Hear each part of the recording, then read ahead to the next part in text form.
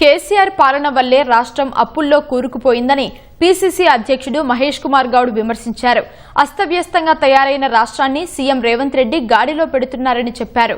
మంత్రి సీతక్కతో కలిసి నిజామాబాద్లో పర్యటించిన మహేష్ కుమార్ గౌడ్ మల్కాపూర్ గ్రామంలో ఉపాధి హామీ కూలీలతో ముచ్చటించారు.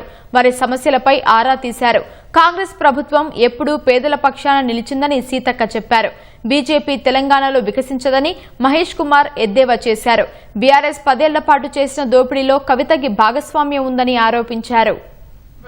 డబుల్ బెడ్రూమ్ ఇల్లు నీలూరు నుంచి ఆశల పల్లకిలో ఊయలూపిన కేసీఆర్ ప్రజలు ఫలాన్ని చిత్తగించి కామర్స్ కు పరిమితమయ్యారు. కవిత గారు పార్టీ పెట్టి ఆనాడు జరిగిన దోపిడీ మీద స్పందిస్తా ఉంటే వారికి జవాబు చెప్పలేని పరిస్థితి కేసీఆర్ సతమతం అవుతా ఉన్నారు. కుటుంబ తగాదా ఆస్తి తగాదా తేల్చుకోలేని వ్యక్తులు ఇలా రాష్ట్రం గురించి రాష్ట్ర ప్రజల గురించి ఏం చేస్తారో ఒక్కసారి మనం ఆలోచించుకోవాలి. ఇన్ని సంవత్సరాల అధికారంలో ఉన్న కాంగ్రెస్ పార్టీకి ఢిల్లీ నుంచి గల్లీ వరకు సొంత భవనాల కోసం, సొంత ఆస్తుల కోసం, సొంత పార్టీ కార్యక్రమాల ఆస్తులను పెంచాలని ఎప్పుడు కూడా ఆలోచించలే. ఫస్ట్ పేదలకు ఇల్లు ఇయ్యాలని, ఇందిరమ్మ రాజ్యం అంటేనే పేదలకు నీడ, పేదలకు కాళ్ల కింద ఉండే జాగా, పేదలకు ఉపాధి. కాబట్టి ఈ రోజు కోట్లాది మంది పేదలకు ఈ దేశంలో ఇందిరమ్మ ఇల్లులు కట్టియడం జరిగింది.